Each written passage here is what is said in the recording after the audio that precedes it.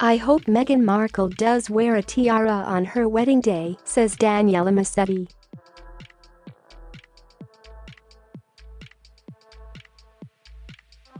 "It's tradition.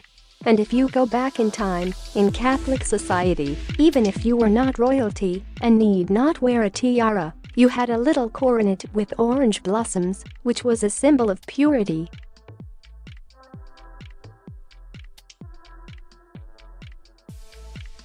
"So you do need something on your head, and since you are marrying into the royal family, why not? I hope she does."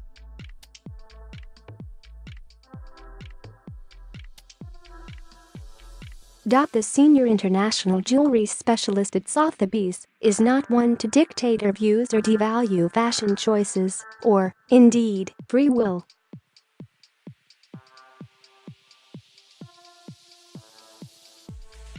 What she does specialize in, and consequently value, however, is the idea that jewelry is symbolic.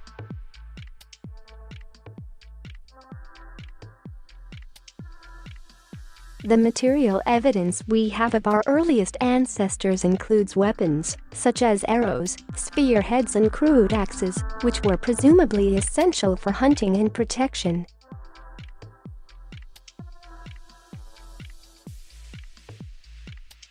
The skins of the animals hunted were used as clothing, an essential barrier against the harsh elements.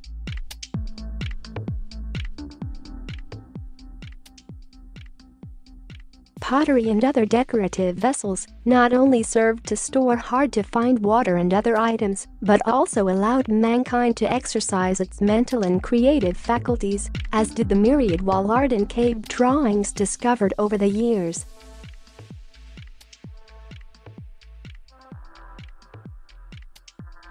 Arguably, the only item that did not fulfill any basic physical or cerebral need was jewelry.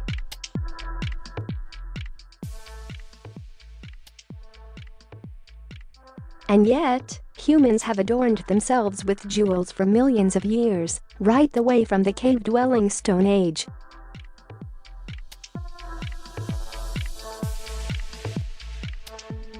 It could be something as simple as a pierced shell or stringed feathers, pebbles, beads, even the casings of nuts, anything that was accessible right from cave times, says Massetti, a lecturer for Sotheby's Institute of Art Jewelry courses, in addition to overseeing jewels for Sotheby's auctions.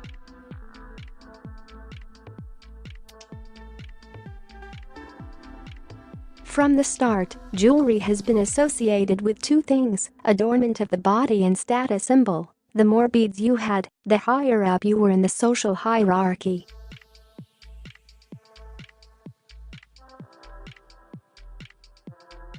Ornamentation goes hand in hand with the evolution of humanity and the development of civilization.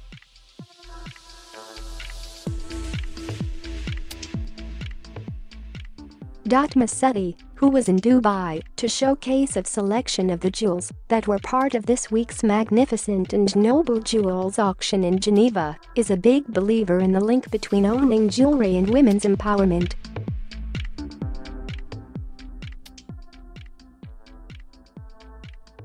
While the importance bestowed upon wedding jewels, that is, pieces worn on the day itself, is cyclical and changes depending on cultural and fashion trends, the items that are part of a bride's dowry or trousseau go a long way in protecting her financially, according to Massetti.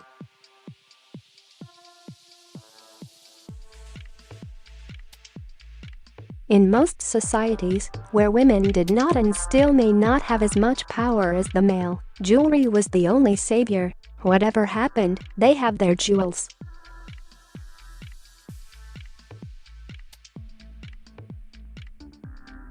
Massetti cites the example of two women whose jewelry she's handled at auction: Art Deco painter Tamara Dell'Impica and actress Gina Lollobrigida, who pledged to buy themselves a piece of jewelry upon each completion of an artwork and a film, respectively, as a means to secure themselves.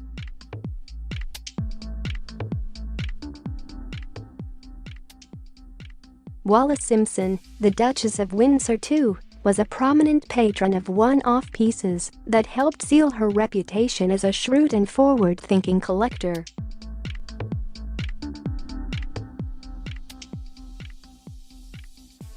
Of the many important and historic jewel auctions that Massetti has handled, she lists the Duchess's choices as among her favorites.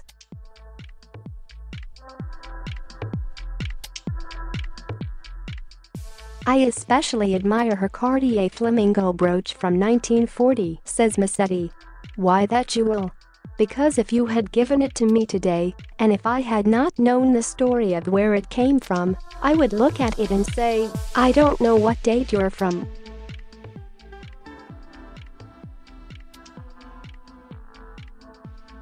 Are you 1920s, 1940s, 1980s? Or have you been made yesterday?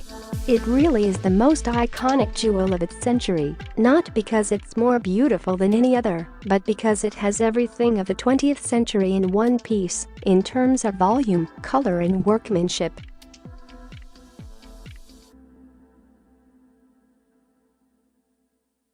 Another favorite is a pearl and diamond tiara from the Thurn & Taxis collection, which was part of a 1992 Sotheby's auction.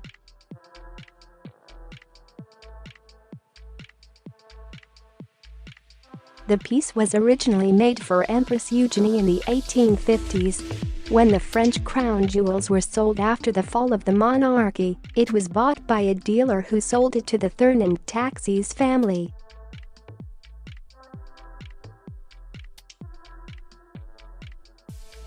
After, it was bought at auction by friends at the Louvre Museum and returned back where I believe it should be, in Paris, she says.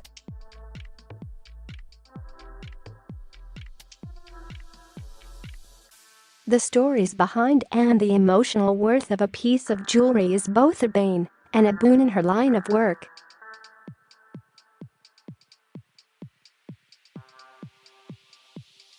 The value of heirloom jewels is higher than most other collectibles because jewelry is the only form of art that you wear on your person, so a strong relationship forms between wearer and object, explains Massetti.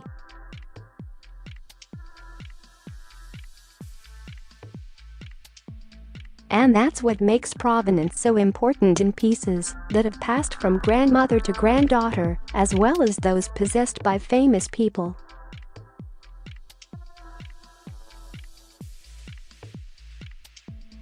It's one reason why Princess Diana chose to wear a Spencer family tiara on her wedding day, rather than a piece from her husband's family's collection.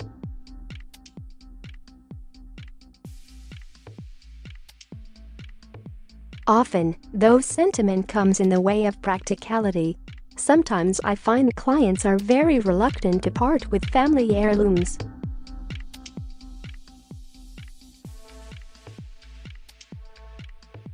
They may not like the style or find it old-fashioned and unwearable, but they feel guilty because it belonged to or was gifted by a relative, for instance, says Massetti.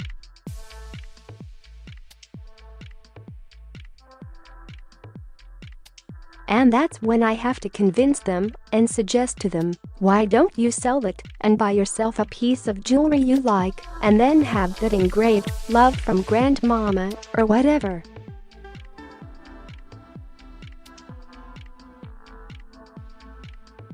It will be a memento, you're transferring the emotion, and your grandma's name will be passed down to posterity, a role that's been at the core of jewelry from the very beginning.